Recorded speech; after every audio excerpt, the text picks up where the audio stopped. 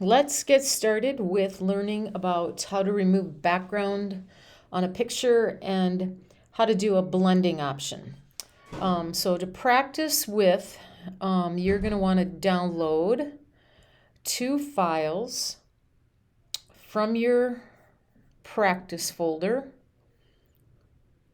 They should be at the bottom, number 33 and number 34. 33 is the dog with the background. It might be kind of hard to see that, but 34 the dog has a white background. So I'm going to command click those two files, right click one and download it. It'll zip them up, and you're free to stop the video. Sometimes the download doesn't work, like it gets stuck. That happens. Just cancel your download and try again. And then show the Drive download folder, show it in Finder. Double click that folder to open it up into a blue folder.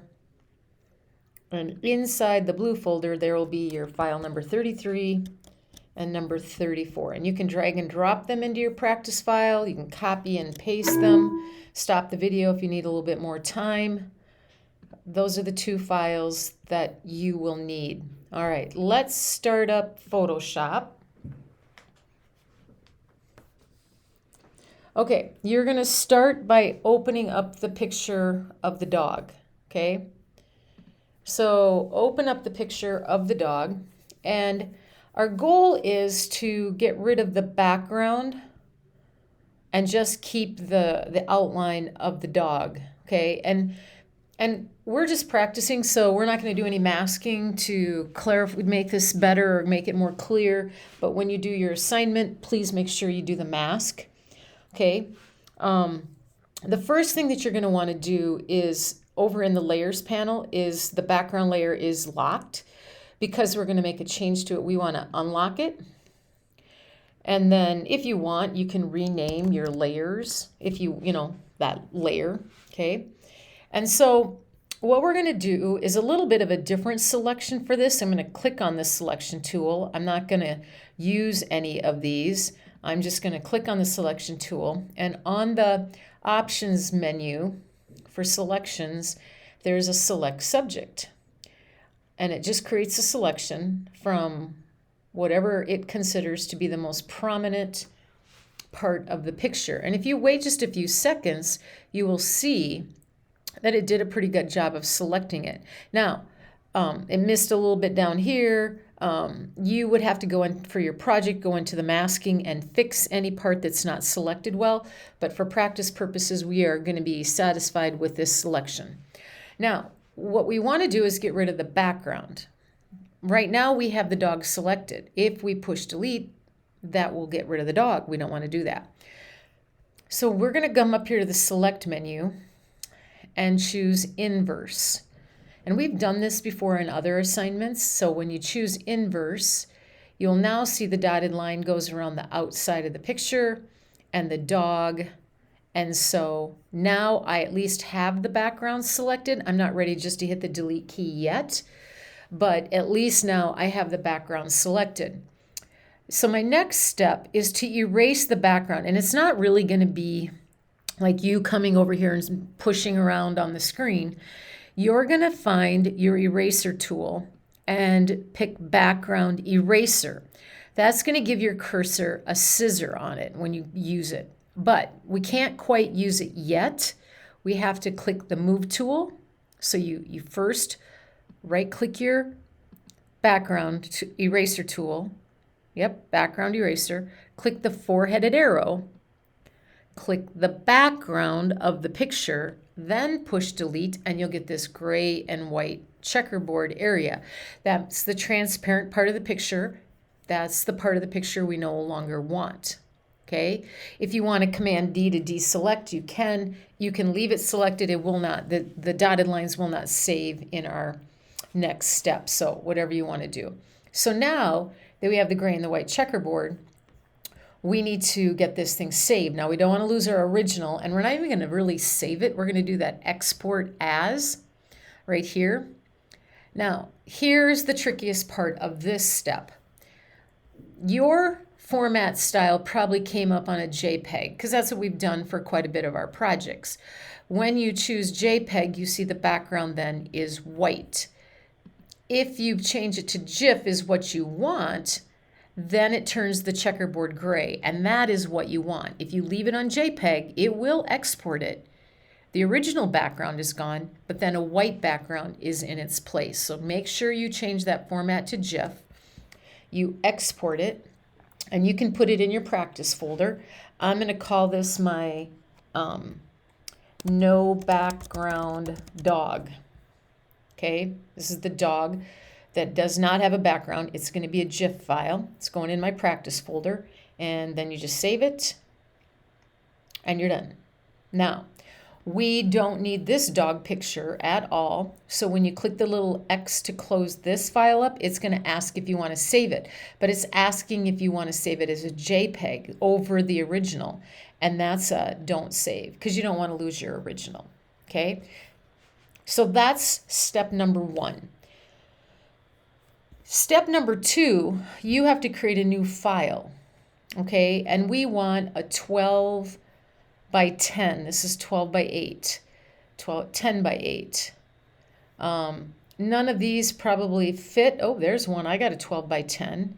But if you don't have a 12 by 10, maybe pick the 10 by 8 and then change the width to 12 and the height to 10. And you're on landscape, so you're good to go. So you might have to do your own little sizing over here and then create your piece of paper. You are going to need a background, not a white piece of paper. So click on your color swatch number 1 and pick some kind of a, not white, and I wouldn't suggest black either, color. You can do a gradient if you want. There's the gradient tool. Remember the lines that you draw. Or you can just do the paint bucket and fill the paper in with whatever color you want. Now, from this point on, for the practice project, we are not going, or we're not going to save it. But if you were going to save it, you're going to be getting layers. Don't unlock this, by the way. Leave that one. And so you're going to want to make sure you save everything moving forward as a Photoshop file. So we want that no background dog. If you go to the File menu, Place Embedded, we want that onto our piece of paper. So there it is. My no background dog is a GIF. And I place it on my document, okay? And for practice purposes right now, you can just click the check mark or hit the return key on your keyboard, and you can place the dog onto your document, okay? When you do your project, you're gonna probably wanna free transform it, make it bigger, smaller, overlap it with some other things, and things like that. But for practice, we're just gonna use this one photo and go from there. So the next step in learning to do the blending options is where we're headed. Blending options are just a way to kind of try to make a picture stand out a little bit more. To do that, you are going to come over here to the layer panel for the dog.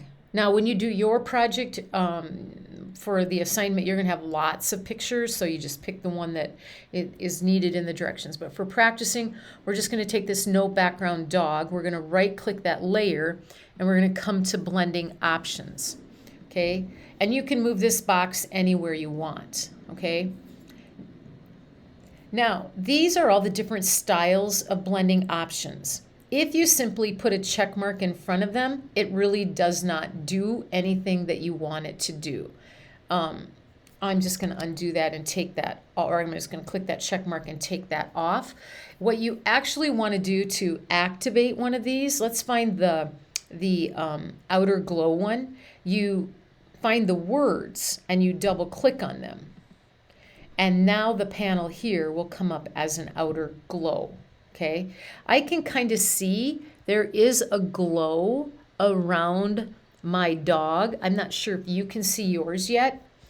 Right here, my color is red. You could go ahead and pick any color you want. I'm going to pick kind of a white color. There you go. And now you can really start to see my glow show up. Now, if you're like mine still doesn't show up, then try to change like this down here under elements. Try to change the size of the glow So see, I'm just making my number bigger or smaller, and you can actually see then that glow get bigger or smaller. This preview over here is just like a little boxy thing. It doesn't actually show the dog. I think it's a good idea to keep moving this box so that you can actually see what you're doing to your photo. But this size is the amount of the glow you're going to add to your picture. Right above it, you're going to find spread. And if you move that, that spreads it out just a little bit more within the photo. And the technique I would leave on softer. If you want to change the opacity of it, like how much, there you go, how much like light comes through it, darkness there is there. Now it's a really light glow. The noise, you will make it kind of speckly. And it might be kind of hard to see with the white. Okay, if you click on this white little square, you can have any color. I'm going to kind of pick a yellowish color of glow you want.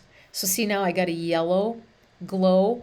If I increase my opacity, that yellow should come through better. Yep, and now you can see the noise on it, the little tiny speckles. So if I move that to the left, then there's not as much noise. So you work within this area of your box. I would not change the blend mode. I would not change that. The quality, some people can find different things to do. Like I'm trying to change the range. I'm not sure I'm doing much. The jitter, I'm not positive what that will do. But you kind of are free to look at it like that. If you simply take the check mark off of outer glow, that is back to what your original picture looked like, and that is what you designed in an outer glow. Now you can look over here at your layers panel, and it starts to put those effects kind of in a staggered so that position, so you know what you've actually added. And they got eyeballs in front of them, so you can turn them on and off when you get out there. Okay. If you don't like any of this at all, you just like select outer glow, click the trash can, and that'll remove everything within or that you did for that outer glow. And again, there's others like inner shadow. Those are good ones to try. Whatever you want to do. Like if I put an inner shadow on it, I can make it any color again that I want. And you can just kind of watch. You can keep yours on there, change the angle of it. And I can have any kind of size of there it is, any kind of a size on the inner shadow that I want. Mine's black right now. There's a pink one, and you can kind of see that it's becoming pink on the inside, okay? So whatever you choose, just put something, pause the video, make something real quick and put it on there. And then when you're done, just click OK and join me back at this screen. Okay, so now you have an idea how to do blending options. Blending options can go on text. They can go on these pictures. So there's lots of different things that you can do with them. Now, I want to show you one more thing, and you can kind of follow along. Take the layer of the dog and go to the Edit menu and do Free Transform. And make your dog significantly smaller, 4 to 5 inches. Place it over there somewhere on the right side of your page. Check mark it or press Return to place that dog. Okay. When you downloaded your files, you were to download file number 33, which was the dog that we practiced to take the background off. But I also had you download file number 34. So go to the File menu and do Place Embedded. And grab that file number 34 of the dog.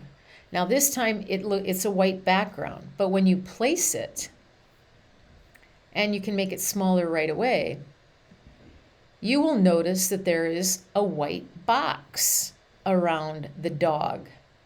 Okay, I'm going to hit the check mark to place this. You can do the same. But yet when we brought this one in, there was no white box around it. If I select that layer, I go to the Edit menu and do Free Transform, there's no white box around it. Yet when I have this dog, I have that white box. The reason that is, this one is right. The one with the no white box, the one we did together, that is correct. We exported it as a GIF. That's what you do. This one was either saved or exported the white background one as a JPEG. And that's the difference between those two files. The GIF will let you lose the background completely. Your file is the shape of that object or that dog. A JPEG file, the one on the left, while you can get rid of the background, it saves it in that square rectangle size, and you don't want that. So that's why when we did the background and we exported it, I said it's important to export it as a GIF, because this is why. You want what's on the right. You don't want what's on the left. Okay, that should give you enough information so that you can move forward with other assignments. If you have any questions, please reach out to me, and we can certainly talk about what kind of questions you have. Good luck.